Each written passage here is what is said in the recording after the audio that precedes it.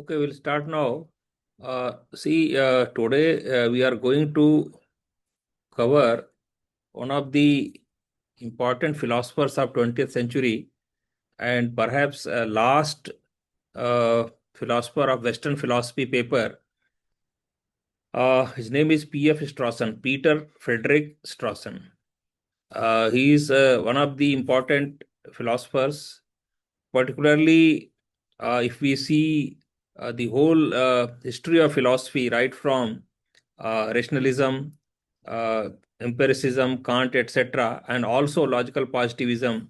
So perhaps he is influenced by all these philosophers.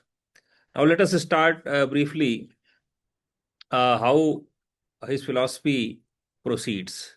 So first we'll see what is his place in modern philosophy. As I told already, he's one of the key philosophers of 20th century and British philosopher. He belonged to, basically he was a professor in Oxford University. So he belonged to a tradition of Oxford analytic philosophy and ordinary language philosophy. Now what are the various influences on Strawson and what is his intellectual background? Let us try to understand that. He was influenced by G.E. Moore uh, because Moore, common sense realism comes from Moore. Then J.L. Austin, ordinary language analysis was borrowed from Austin. Then later Wittgenstein also, language games and forms of life. Then his philosophy is also a reaction against logical positivism, that is Carnap, Ayers, Click, etc. Because logical positivists, as you know, has declared metaphysics as a meaningless, useless. Now Strawson opposed this view. We will see in subsequent paragraphs how he opposed and what he did, because he opposed and he revived metaphysics in a new form. Now, the major works of Strawson are an essay in descriptive metaphysics, then bounds of sense, then Russell's theory of description. He also criticized Russell's theory of description, critique of Russell's theory of description in the book called On Referring, then freedom and resentment. So these are the basically writings and books of Strawson. Now, Strawson, as I told, he criticized logical positivism. Now, if you see, he basically did that by dividing or distinguishing metaphysics in two formats: one descriptive metaphysics and other revisionary metaphysics. Now, how he described both, we'll see. See, revisionary metaphysics, he said that this is a type of metaphysics that tries to change our ordinary understanding of reality. So basically, revisionary metaphysics, that is speculative metaphysics, it tries to know the reality, tries to understand what the reality is. Its goal is to discover ultimate reality, to replace common sense concepts with new metaphysical theories. Now, he basically tried to, if you see various examples also, he tried to give what are the revisionary metaphysics. For example, Plato's theory of forms is revisionary metaphysics. Then Descartes' mind-body dualism we know. Then Berkeley's idealism, Leibniz monads, Spinoza's substance monism, and Shankara's Advaita Vedanta. All this he described as revisionary metaphysics. So he said that yes, logical positivism tries to eliminate metaphysics, but it is this revisionary metaphysics which they tries to eliminate through their verification principle. He came up with another kind of metaphysics, that is descriptive metaphysics. And this is Strawson's view on metaphysics. What does it mean? It means a philosophical inquiry that describes the structure of our actual thinking about the world. So it only describes, it does not create any reality, or it does not start searching for some reality, or does not speculate about the reality. It simply describes the structure of our actual thinking about this world. So its goal, basically, what is the goal of descriptive metaphysics?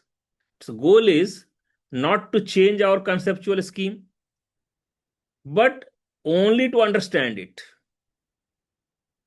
So it is, I mean, descriptive metaphysics is concerned with basic categories of thought, fundamental concepts of language, and framework of common sense. Now, example of descriptive metaphysics he gave, for example, Aristotle's categories, or Kant's categories of understanding, or Strawson himself. He has given theory of persons and material objects. So this he described as descriptive metaphysics. Now, what is difference between revisionary metaphysics and descriptive metaphysics? As per Strawson, the key difference is revisionary metaphysics says what reality ultimately is. That is, what is reality. Descriptive metaphysics says how we necessarily think about the reality. So one describes, and revisionary metaphysics basically tries to search for the reality. So what he said, that yes, logical positivist theory of verification or verification principle eliminates revisionary metaphysics, but descriptive metaphysics, which is real metaphysics, still remains. This is what Strawson concluded. Now, he has given theory of basic particulars, which is quite important, and similarly theory of persons, which is part of basic particulars. So we'll try to understand what is theory of basic particulars, what is theory of persons. I mean, I can tell you the Strawson's philosophy is quite easy to understand. And if you understand, it will be, at least you may get at least 10 to 20 marks question. And it's quite easy to attempt also, because it's very limited. I mean, in fact, I have seen the previous year's question papers also. Repeatedly, theory of persons of Strawson has been asked in different forms, different formats, but actually it's theory of persons. So now let us try to understand what is theory of basic particulars given by Strawson. Now, before we go to theory of basic particular or basic particulars, what is a particular in a very simple language? A particular is an individual entity. For example, table, or this person, or this tree, or this house, or any specific event. So some particular entity or individual entity is a particular. So now what Strawson says, now this is the definition of particular, or this is particular example of particular. What Strawson asks, which particulars are fundamental in our conceptual scheme? Which particulars are fundamental? This is the question he raises. And then he tries to answer it through the theory of basic particular. Now, what is basic particular? A basic particular is an entity that can be identified directly, that can be re-identified over time, that exists in space and time, that does not depend on other categories for identification. So these are the qualities of a basic particular, qualities or definition or whatever you want to say. So what Strawson says, he says that how these particulars are identified. He is not asking what exists ultimately. So he is not worried about revisionary metaphysics. He is more worried about how these entities are identified. So he is asking about how identification works in our thinking. And therefore, he comes up with theory of basic particular. Now, how earlier philosophers thought about basic reality? Let us first try to understand that also. See, many philosophers, for example, right from Greek philosophers, Plato and Aristotle. For example, Plato, he tries to find ultimate reality as ideas. Then Aristotle as substances, Leibniz as monads, Locke as substratum, Hume as impressions, Russell as sense data. So these are the basically realities or ultimate realities which earlier philosophers tries to find out. Now Strawson says no, this is not a correct approach. He rejects these approaches and says that we need to only identify things or describe things. We need not go into details what exists and what does not exist. So he says that this approach is not correct because this approach ignores how we actually identify things in ordinary life. Now, then after criticizing the earlier philosophers regarding the identification of the reality and giving the theory of basic particulars, he tries to classify particulars in two formats, basic and non-basic. So Strawson divides particulars in two groups, basic particulars and non-basic particulars. What are basic particulars? Entities that are identifiable independently, which for identification do not depend on any other particular. What are non-basic particulars? Entities that depend on basic particulars for identification. Now, basic particulars, you have already seen this table, that person, this house. So all those are basic particulars. What are non-basic particulars? Non-basic particulars examples will be events, states of mind or states of human being, then properties, for example, heat, cold, relations. So all these are examples of non-basic particulars because they depend on some other basic particular for identification. Now, for example, the fall of this tree or fall of the tree depends on the tree, which is a basic particular, that is material object for identification. Now, Strawson says, after describing basic particulars and non-basic particulars, he says that now there are two basic particulars basically. First is material objects. For example, we have already seen table, house, wall, anything you can say, pen, paper, book, and then persons. Now, persons, why? Because persons, according to him, are also directly identifiable. And all other entities depend on persons. Now, what is nature of material objects? Let us try to understand that. Material objects, according to him, exist in space and time. For example, a book exists in space and time. A table exists in space and time. Have spatial and temporal continuity. Are relatively stable. So, according to him, only spatio-temporal bodies qualify as basic particular. Now, this theory or this idea of basic particulars or material objects was influenced, Strawson was influenced by Kant's notion of space and time, Newtonian physics, and common sense realism of G.E. Moore. So these three are basic influences working for theory of basic particulars. So basic objects and now theory of person. So we have already nature of material objects Strawson has described. So now we'll go to theory of person. Now theory of person in Strawson is very, very important theory, and it solves earlier mind and body problem also, which was created right from Descartes. So, basically, repeatedly questions have been asked from theory of persons as far as Strawson is concerned. And this theory of persons is Strawson's most original contribution in philosophy. Now, Strawson basically asks a central question. We attribute to ourselves mental properties, for example, pain, thoughts, feelings, etc.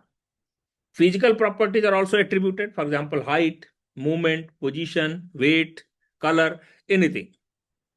Now, he asks basically, why do both mental and physical properties belong to same entity? This is the question raised by Strawson.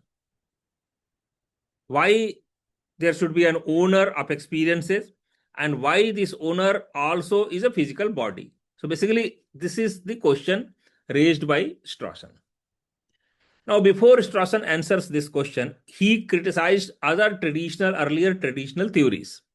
How he criticized, let us try to understand that. Strawson, before coming up his concept, analyzes and rejects two earlier theories. First is no ownership theory. This was earlier theory. What it claimed, that there is no subject of experience and the experiences exist without an owner. I is only a grammatical word. Now, this no ownership theory is associated with whom? Some interpretations of Wittgenstein, Schlick, and behaviorist tendencies. Now, they argue, basically, the proponents of no ownership theory argue that ownership makes sense only if it is transferable. This is their one logic. Then they say experiences cannot be transferred. Therefore, no ownership exists. So, this is the argument of proponents of no ownership theory. Now, Strawson criticized this. What he says, this theory, that is no ownership theory, is a self-contradictory theory. And he tries to explain also how. When we say my experience, we already assume ownership. This theory cannot be expressed without presupposing what it denies. So therefore, he says that there must be a subject of experience. Now, second theory which he tried to criticize is, so first is no ownership theory, and second is Cartesian dualism. Now, what Descartes claimed? He claimed that there is a mind and there is a body. And person is a combination of both mind and body interact through pineal gland. This was the proposition of Descartes, dualism. So person is mind plus body.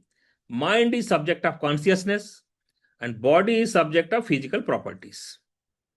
This was the proposition of Descartes. And subsequent philosophers also, Spinoza, Leibniz, all these philosophers also they tries to improve upon, but they could not satisfactorily explain how this dualism operates. So the problem is, if minds are separate substances, how do we identify other persons? So Strawson says, I can ascribe mental states to myself only if I can ascribe them to others. But if others are pure minds, they cannot be identified. Therefore, Cartesian dualism fails. So even the analogical argument of Ayer and Mill is insufficient. So therefore, this mind-body problem which has been created is a big problem as far as Strawson is concerned. And therefore, he came up with his own solution as theory of person. So what was Strawson's solution? He came up with person as a primitive. So Strawson's proposal is the concept of person is primitive, that is basic, which means it cannot be reduced to mind or body or their combination. A person is a basic category. So therefore, as per Strawson, a person is an entity to which both mental and physical predicates are attributed. This is the definition of person he has given after criticizing earlier theories. So he says that I refers neither to mind alone nor to body alone. It refers to the person, which is a combination of both mind and body. Now, in this mind and body solution or the theory of person, Strawson comes up with M predicates and P predicates. M is material predicates and P is person predicates. So Strawson basically divides, in theory of person, two kinds of predicates. One is material predicates, another is person predicates. What is material predicate? Material predicate applies to person's weight, color,